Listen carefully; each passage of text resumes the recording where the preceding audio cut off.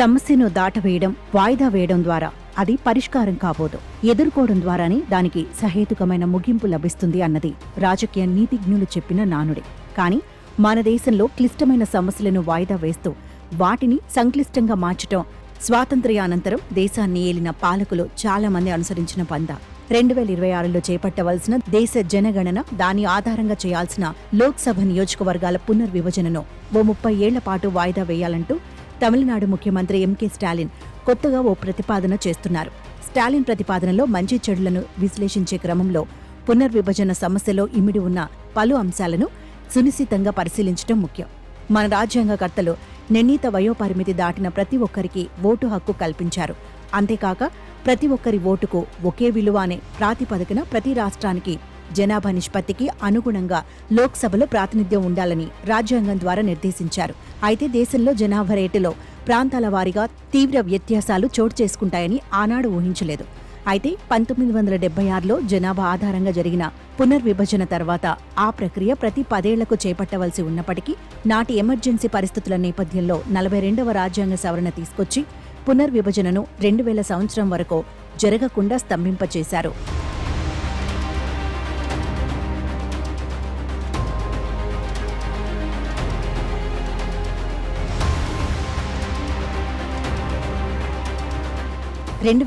లో 84వ రాజ్యాంగ సవరణ తెచ్చి 2026 తర్వాత మాత్రమే జనగణన ద్వారా నియోజకవర్గాల పునర్విభజన ప్రక్రియను చేపట్టే వెసులుబాటును కల్పించారు.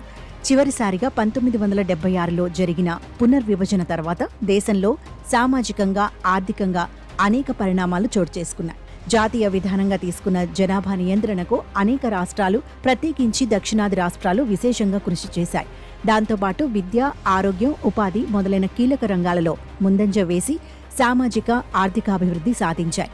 అదే సమయంలో దేశంలోని పెద్ద రాష్ట్రాలైన ఉత్తరప్రదేశ్, బీహార్, మధ్యప్రదేశ్ లాంటివి అభివృద్ధిలో వెనక్కుపోయి బీమారు రాష్ట్రాలుగా గణతికెక్కాయి. ఈ నేపథ్యంలోనే రాజ్యాంగంలో 282 అధికరణ ప్రకారం ప్రాంతీయ అసమానతల్ని తొలగించడానికి కేంద్రం తన విచక్షణ అధికారాలను ఉపయోగించి బీమారు రాష్ట్రాలకు అధిక నిధులు ఇవ్వడం, ఆర్థికాభివృద్ధి సాధించిన దక్షిణాది రాష్ట్రాలకు అరకొర నిధులు విదిలించడం రివాజుగా మారింది. ఈ చర్య పైకి రాజ్యాంగబద్ధంగా కనిపిస్తున్నప్పటికీ ఎన్నో వ్యయ ప్రయాసాలకు వచ్చి అభివృద్ధి సాధిస్తున్న రాష్ట్రాలను శిక్షించడంగానే భావించాలి. ఈ అన్యాయాన్ని గత 2.5 దశాబ్దాలుగా దక్షిణాది రాష్ట్రాలు వివిధ వేదికల ద్వారా ఎలుగెత్తి చాటుతున్నాయి.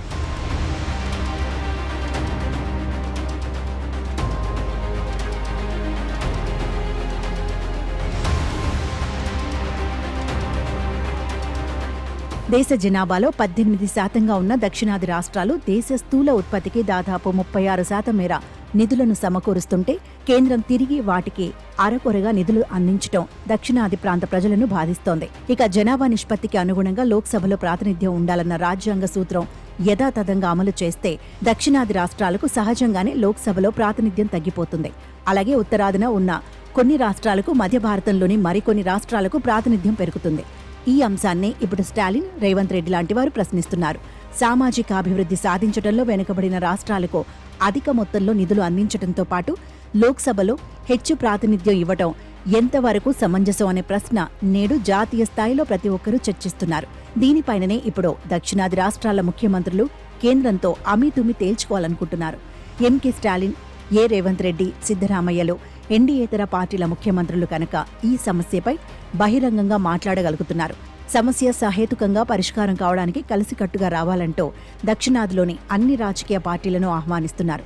నిజానికి ఇదే సమస్యను దాదాపు 2.5 దశాబ్దాల క్రితం అందరికంటే ముందుగా లేవనెత్తి జాతీయ స్థాయిలో చర్చకు ఆస్కారం కల్పించింది నేటి ఆంధ్రప్రదేశ్ ముఖ్యమంత్రి నారా చంద్రబాబు నాయుడే.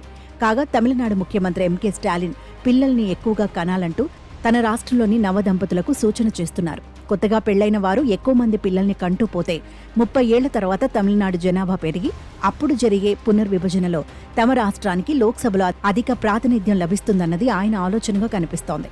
తమిళనాడుకు న్యాయం జరగాలన్న ఆరాటంలో ఆయన కొన్ని వాస్తవాలను విస్మరిస్తున్నారు. రాబోయే 30 ఏళ్లలో మిగతా రాష్ట్రాలతో పాటు ఉత్తర, మధ్య భారతదేశ రాష్ట్రాల్లో అదే దామాషాలో లేదా అంతకు మించి జనాభా పెరగదన్న గ్యారంటీ ఏమీ లేదు. దక్షిణాది రాష్ట్రాలు కుటుంబ నియంత్రణ పాటించకపోతే మిగతా రాష్ట్రాలు మాత్రం నియంత్రణ పాటిస్తాయా? అలాంటి ఆలోచన చేయటంలో ఔచిత్యం కనబడదు. పైగా అధిక సంతానం వల్ల పేద మధ్యతరగతి కుటుంబాలు చితికిపోవటం అనుభవంలో ఉన్న చేదు వాస్తవం. పెరిగే జనాభాకు అనుగుణంగా తగిన విద్య, ఆరోగ్యం, ఉపాధి, నైపుణ్యాలు, మౌలిక సదుపాయాలు కల్పించాల్సిన గురుతర బాధ్యత ప్రభుత్వాలపై ఉంటుంది. ఒక సమస్యను పరిష్కరించడానికి మరో సమస్యను సృష్టించడం అశాస్త్రీయం, అవివేకం. స్టాలిన్ సూచనను ఆ రాష్ట్ర ప్రజానికం సీరియస్గా పరిగణలోకి తీసుకుంటారని భావించలేం. కానీ బాధ్యత గల పదవుల్లో ఉన్నవారు ఏ అంశంలోనైనా మంచి చెడులను బేరీజు వేసుకుని స్పందిస్తేనే మంచిది. 1976 నుంచి 543 స్థానాలు కలిగిన లోక్సభలో దక్షిణాది రాష్ట్రాలకు లభిస్తున్న ప్రాతినిధ్యం ఉత్తరాదితో పోలిస్తే తక్కువే అయినప్పటికీ దక్షిణాది రాష్ట్రాలు అభివృద్ధిలో వేగంగా పురోగతి సాధించిన వాస్తవాన్ని కూడా విస్మరించలేం. అదేవిధంగా కేంద్రం ద్వారా అత్యధికంగా నిధులు పొందుతున్న బీహార్, ఉత్తరప్రదేశ్ రాష్ట్రాల నుంచి ఉపాధి కోసం యువత దక్షిణాది రాష్ట్రాలకు వలసలు వస్తున్నారు. లోక్సభలో అధిక ప్రాధాన్యం ఉండటం వల్ల కలిగే ప్రయోజనాలను ఆ రాష్ట్రాలు సద్వినియోగం చేసుకోలేకపోతున్నాయి. ఇక దేశంలో నగరీకరణ, పట్టణీకరణ పెరగటం వల్ల గ్రామీణ ప్రాంతాల్లో జనాభా సంఖ్య తగ్గి నగరాలు, పట్టణాల్లో జనసాంద్రత పెరిగిపోయింది. ఆంధ్రప్రదేశ్లో విశాఖపట్నం, గుంటూరు, విజయవాడ, రాజమండ్రి, నెల్లూరు, తిరుపతి, కడప, కర్నూలు, అనంతపురం వంటి కార్పొరేషన్ల పరిధిలోని నియోజకవర్గాలలో జనాభా సంఖ్య అధికంగా ఉండగా గ్రామీణ ప్రాంతాల్లో జనాభా సంఖ్య తక్కువగా ఉంది. అందువల్ల పునర్విభజన శాసనసభ నియోజకవర్గాల స్థాయిలో కూడా చేపట్టాల్సిన అవసరం కనబడుతుంది. పునర్విభజన అంశాన్ని రాజకీయ కోణంలో కాకుండా సామాజిక, ఆర్థిక కోణంలో నుంచే చూడాలి. ఈ అంశాన్ని పరిష్కరించడానికి శాస్త్రీయపరమైన మార్గాన్ని అన్వేషించాలి. లోక్సభలో విస్తృతమైన సంప్రదింపులు జరపాలి. చట్టసభలలో ప్రాతినిధ్యం లేని రాజకీయ పార్టీల నుంచి కూడా సలహాలు, సూచనలు స్వీకరించడానికి అఖిలపక్షాన్ని పిలవాలి. ఎంతో సున్నితమైన ఈ సమస్యకు శాస్త్రీయపరమైన ముగింపు లభించాల్సిన అవసరం ఉంది.